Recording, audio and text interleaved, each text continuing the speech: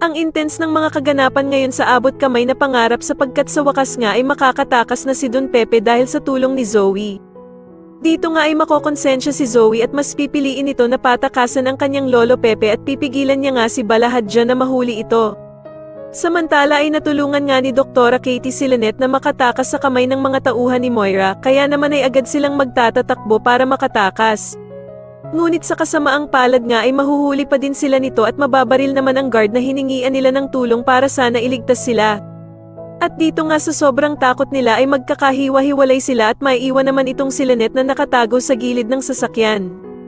Agad namang makakatawag si Doktora Katie kay Doc Carlos at ipapaalam nga agad nito sa kanya ang kanilang lokasyon, at dito nga ay sasabihin nila kay Doc Carlos na nasa panganib ang buhay ni Lynette at pinaghahabol nga daw siya ng mga holdapper. Kaya naman ay agad na pupuntahan ni Doc Carlos sila Lynette upang tulungan sila sa kamay ng mga holdapper. Sa kabilang banda naman ay muli na naman ngang naisahan ni Moira sila Doc Robert dahil sa hindi naman sila sumunod sa usapan nila na ibibigay nila si Lolo Pepe kapalit ng 100 milyon. Sobrang manginginig naman sa galit itong si Giselle nang puntahan nila ang basurahan at hindi nga nila nakita doon ang ama nilang si Lolo Pepe at halos himatayin nga ito sa sobrang sama ng loob at hindi nga daw niya kayang mawala ang kanyang ama.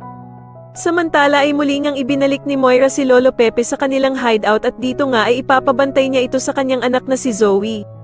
Hindi naman kakayanin ni Zoe ang iuutos ng kanyang ina na si Moira, na kung magtatangka nga daw na tumakas si Don Pepe, ay huwag siyang mag-aalinlangan na barilin ito at sasagutin naman siya ni Zoe na hindi niya daw ito kayang gawin sa kanyang Lolo Pepe.